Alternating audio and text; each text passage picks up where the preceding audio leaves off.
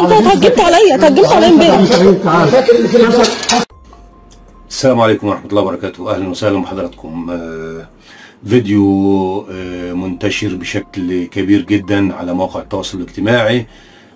اعتداء شاب على رجل مسن كبير جدا. الرجل من شكله طبعا تخطى ال 65 سنة أو 70 سنة، والفيديو حقق مشاهدات كبيرة جدا. نشوف الفيديو مع بعض. اعتداء هذا الشاب على الرجل الكبير. اتهجمت عليا امبارح.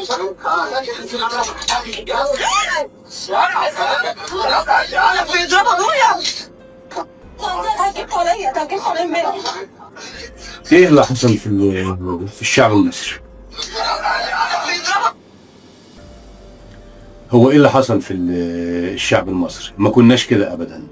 الفيديو طبعا فيه غضب كبير جدا على مواقع التواصل الاجتماعي، وملايين المشاهدات في خلال ساعات قليلة جدا. اعتداء هذا الرجل صاحب البيت اللي هو هذا الشاب بيعتدي على الراجل الكبير وبيطرده من البيت هو وبنته. مفيش إنسانية يا سيدي. لو ليك حق خده بالقانون، روح اشتكي، رغم ان هذا الرجل راجل ساكن قانون قديم، يعني لا يحق لك طرد هذا الرجل.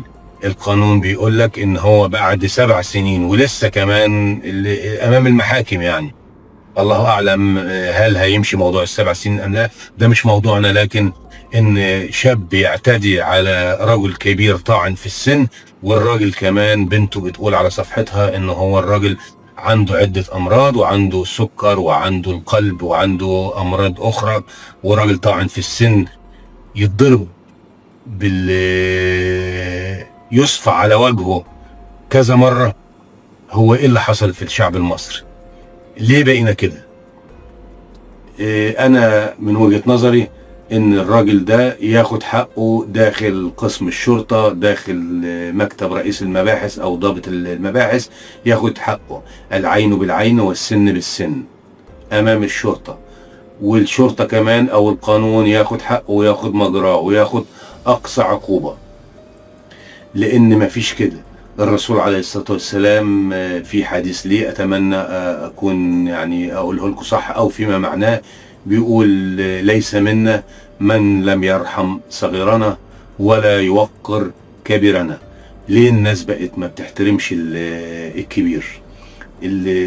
ده احنا كنا بنتمسح في الكبار، بنقول ده راجل كبير، ده راجل بركة، الراجل كبير، الراجل لحيته ما شاء الله، يعني رجله حتى اللحية بتاعته حتى مش السمت بتاعه اسلامي ولا حاجة، حتى لو مربيها كده، حتى لو هو مش مسلم حتى يا سيدي، حتى لو اي ديانة اخرى، ما ينفعش ان انا اعتدي واضرب حد في هذا السن بهذا العنف. ليك حق، روح خده بالقانون، روح اشتكي، رغم ان انت مالكش حق. الراجل ساكن قانون قديم، والقانون بيقول لك بعد 7 سنين ابقى شوف، ابقى ارفع الايجار ولا اعمل معاه ايه. لكن تضربه بالاقلام على وشه؟ ايه البلطجة دي؟ ايه الوقاحة دي؟ احنا ما كناش كده، واحنا شباب صغيرين كنت بدارة لو شفت والد صديقي او والد زميلي في الدراسة ولا والد جاري في الشارع وانا مثلا ماسك سيجارة ولا حاجة، بحطها ورا ظهري وبستخبى. ايه اللي حصل؟ الناس بقت ليه كده؟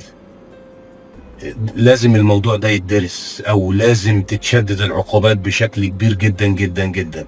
ما ينفعش ان واحد زي كده يضرب راجل بالقلم وياخد 6 شهور ويجي محامي مثلا ب1000 جنيه ولا حاجة زي كده ويخرجه او ياخد عقاب خفيف. لا، العين بالعين والسن بالسن امام اعين الشرطة داخل قسم الشرطة. الراجل ده ياخد حقه زي ما اتعمل فيه بالظبط، لان الجرح ده هيفضل كده جواه لغاية ما يموت. ممكن يموت من الحصر. بنته هتفضل ماشية مذلولة ومكسورة ان ابوها اتضرب امامها اتصفى على وشه بالاقلام. حاجة غريبة جدا جدا على المجتمع المصري.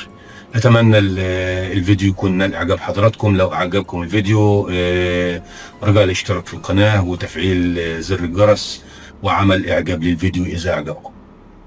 الى اللقاء.